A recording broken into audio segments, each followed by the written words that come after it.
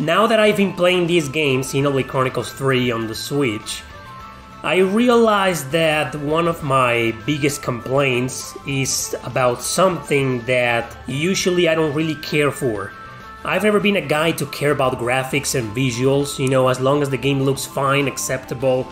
I pay more attention to the story, the music, the gameplay, the combat, the characters, everything. I've said this before, but usually the graphics are the last thing I care about in video games. But in this game, I just couldn't stop myself from noticing that the graphics looked like ass! And, it's hard to blame Monolith Soft, the developers of these games.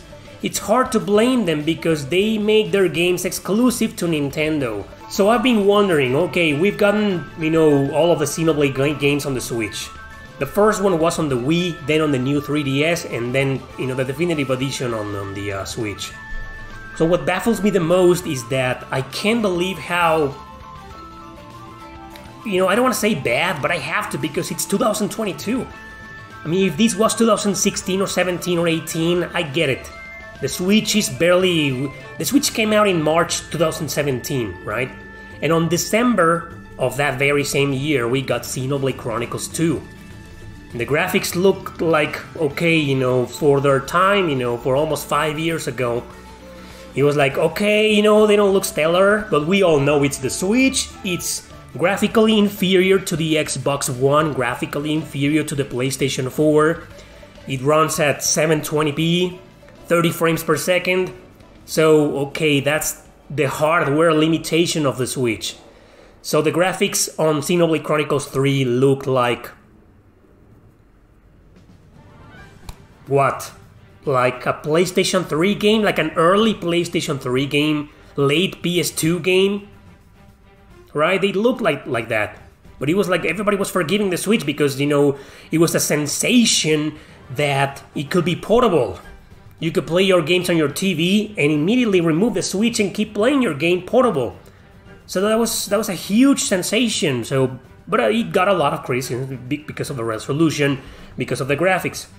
So 4.5 years later, this game comes out, and the graphics look the same as they did on Xenoblade Chronicles 2, a game that's 4.5 years older. Granted, the Switch, there's no upgrade for the Switch, there's no Switch Part 2, 2.0, there's just the Switch Lite, and that's it. And it probably looks better on the Switch Lite, undocked, portable. But on my TV, it looks like shit. I mean, as compared to other games, it looks alright.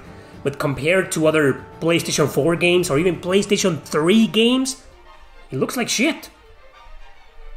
So I'm thinking... Nintendo bought Monolith in 2007. There we go, thanks Glenn. Yeah, I kinda knew it was around that, because Xenosaga 3 was the last game they released on PlayStation. So yeah, it's not a subsidiary, but they kinda own it, so it is a subsidiary then, because they bought it. It's like when Sega bought Atlus. Anyway. These terms, man, these terminologies, subsidiary, whatever.